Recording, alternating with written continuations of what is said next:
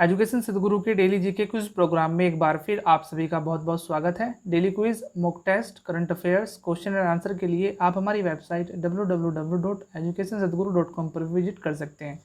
तो चलिए दोस्तों, आज के अपने सेशन की शुरुआत हम कल के अभ्यास प्रश्न के द्वारा करेंगे। कल हमने आपसे अभ्यास प्रश्न में पूछा था कि हाल ही में दक्षिण भारत की पहली किसान रेल को किन दो स्थानों के बीच हाल ही में रवाना किया गया है। इस प्रश्न का सही आंसर है ऑप्शन बी, यानी दिल्ली और आंध्र प्रदेश के बीच। हाल ही में दक्षिण भारत की पहली किसान रेल को आंध्र प्रदेश से नई दिल्ली के बीच रवाना किया गया है। यह रेलगाड़ी आंध्र प्रदेश के अनंतपुर से चलकर नई दिल्ली के आदर्श नगर तक जाएगी। आपको बता दें कि इससे पूर्व 7 अगस्त को महाराष्ट्र में देवलाली और बिहार के दानापुर के बीच पहली किसान रेल सेवा शुरू की गई थी। चलिए आज का पहला प्रश्न देख लेते हैं कि आत्महत्या को रोकने के लिए निम्नलिखित में से किस सोशल मीडिया प्लेटफॉर्म ने देयर इज हेल्प नाम से एक सर्च प्रॉम्प्ट शुरू किया है।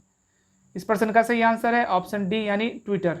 ट्विटर इंडिया ने हाल ही में मानसिक स्वास्थ्य और आत्महत्या की रोकथाम के लिए संसाधनों के लिए समर्पित सर्च प्रॉम्प्ट शुरू किया है। यह पहल विश्व आत्महत्या रोकथाम दिवस के अवसर पर शुरू की गई है। चलिए अगला प्रश्न भी देख लेते हैं कि निम्नलिखित में से किस बैंक ने हाल ही में आई स्टार्टअप 2.0 नाम के स्टार्टअप के लिए एक कार्यक्रम शुरू किया है। इस प्रश्न का सही आंसर है ऑप्शन बी, यानी ICICI बैंक।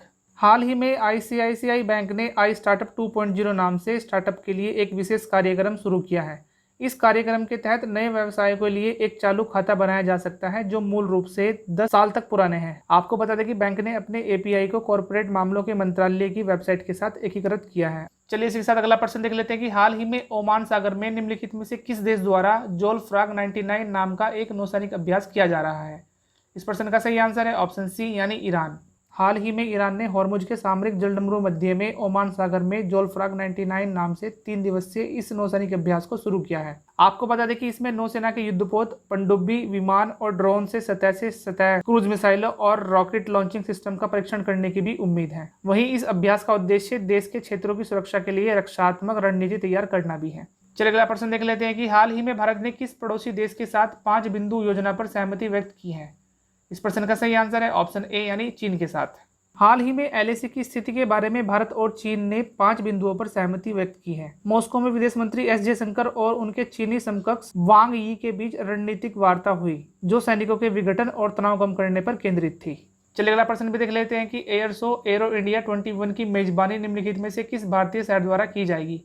इस प्रश्न का सही आंसर है ऑप्शन डी, यानी बेंगलुरु द्वारा। हाल ही में केंद्रीय रक्षा मंत्री राजनाथ सिंह ने एरो इंडिया 2021 की वेबसाइट लॉन्च की है। एरो इंडिया को एशिया का सबसे बड़ा एयर शो भी माना जाता है। शो का 13वां संस्करण अगले साल 3 फरवरी से 7 फरवरी तक बेंगलुरु के वायुसेना स्टेशन में आयोजित किया जाएगा। इसके अलावा नई लॉन्च की गई वेबसाइट इवेंट से संबंधित सभी ऑनलाइन सेवाओं को होस्ट और उनकी स्ट्रीमिंग करेगी। चलिए अगला प्रश्न भी देख लेते हैं कि विश्व धर्म संसद का आयोजन सर्वप्रथम कब किया गया था। इस प्रश्न का सही आंसर है ऑप्शन ए, यानी 1893 में।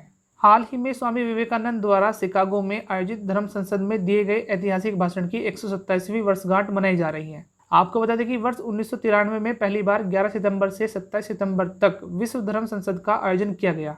इसमें एक ही मंच पर पहली बार दुनिया भर की प्रतिष्ठित हस्तियों ने भाग लिया था। वहीं स्वामी विवेकानंद ने पहले 11 सितंबर को दर्शकों को संबोधित किया और उसके बाद 27 सितंबर को समापन भाषण भी अपना दिया। चलिए अगला प्रश्न भी देख लेते हैं कि श्री विश्वनाथ सत्यनारायण ने निम्नलिखित में से किस ग्रंथ को सर्वप्रथम तेलुगु भाषा में संकलित किया था। इस प्रश्न का सही आंसर है ऑप्शन बी, यानी रामायण को। हाल ही में श्री विश्वनाथ सत्यनारायण की 125वीं जयंती समारोह का आयोजन किया गया। आपको बता दें कि ये रामायण को एक सच्चा तेलुगु रूप प्रदान करने वाले पहले लेखक हैं। इसके अलावा आपको बता दें कि श्री विश्वनाथ को उनके मौलिक कर्तव्य रामायण कल्पवृक्ष के लिए प्रतिष्ठित ज्ञानपीठ पुरस्कार प्रदान किया गया था। अगला प्रश्न भी देख लेते हैं कि निम्नलिखित में से किसने अभी हाल ही में 5 स्टार गांव योजना को लॉन्च किया है। इस प्रश्न का सही आंसर है ऑप्शन सी, यानी भारतीय डाक विभाग।